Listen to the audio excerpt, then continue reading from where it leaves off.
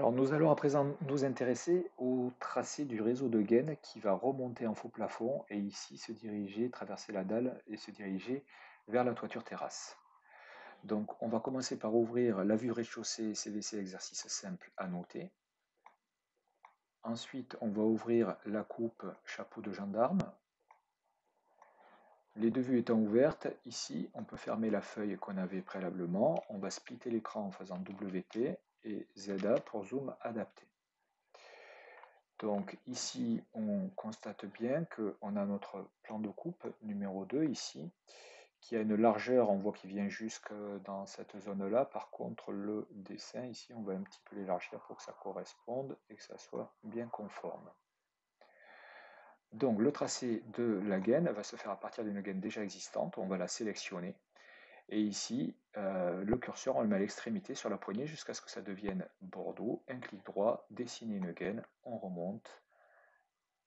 Puis après, on lui fait un cheminement vers la toiture terrasse, par exemple. On appuie une première fois sur échappe pour déchaîner le tracé de la gaine. Par contre, on est toujours dans l'activité placer gaine. Et je rappuie une autre fois sur échappe pour avoir ici le bandeau qui redevient gris. Pour s'assurer que notre tracé s'est bien déroulé, on sélectionne la première gaine de tout à l'heure. On la voit bien à bleu apparaître ici. Le coude qui est juste à côté, on va le deviner dans la zone juste à côté ici. La gaine qui remonte, on devine à peine l'axe bleu qui correspond à la fameuse gaine qui remonte. Par contre, le coude qui lui est en partie haute, quand on va le sélectionner, on le voit bien apparaître à ce niveau-là.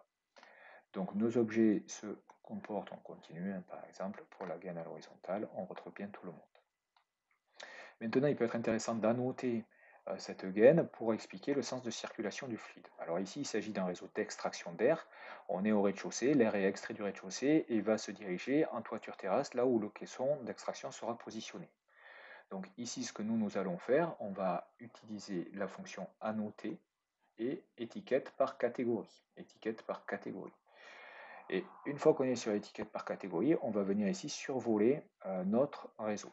Alors, étiquette par catégorie, ce qui peut être bien, suivant si on a le repère ou pas. Si on a le repère, il va mettre un petit trait noir, comme ceci. S'il n'y a pas le repère, il ne va pas mettre de petits traits, comme ceci.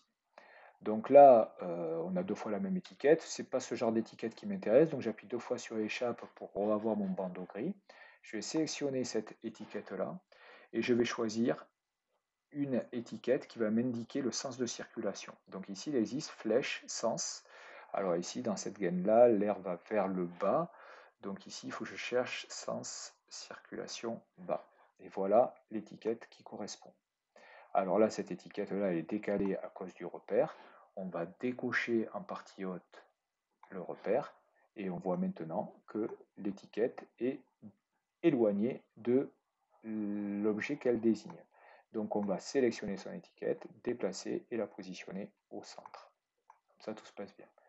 Cette étiquette-là que j'ai positionnée tout à l'heure, je la survole. Hop, il y a marqué étiquette de gaine. Je la sélectionne, je la supprime. Je peux plus rapidement, je préfère prendre ici étiquette de gaine. Je la sélectionne. Puis après, je vais dans copier à l'identique, dans le bandeau, copier à l'identique. Et ensuite, je vais repositionner le même genre d'étiquette à ce niveau-là pour bien illustrer le sens de circulation du fluide dans la gaine. De la même façon, on va étiqueter la remontée de l'air dans la gaine à ce niveau-là. Donc ici, on va survoler la gaine. Il faut bien que j'ai l'infobulle gaine. J'ai l'infobulle. Donc maintenant, je peux cliquer et positionner cette étiquette. Sauf que cette étiquette n'est pas appropriée. À cet endroit-là, je vais sélectionner l'étiquette et je vais choisir dans la fenêtre propriété en haut à gauche, je vais choisir ici une étiquette de gaine CVC avec flèche et débit et je vais choisir une étiquette de flèche qui traduit une remontée du fluide vers le haut. Donc ici, on va choisir vers le haut. Et automatiquement, il me met la valeur ici, débit et diamètre.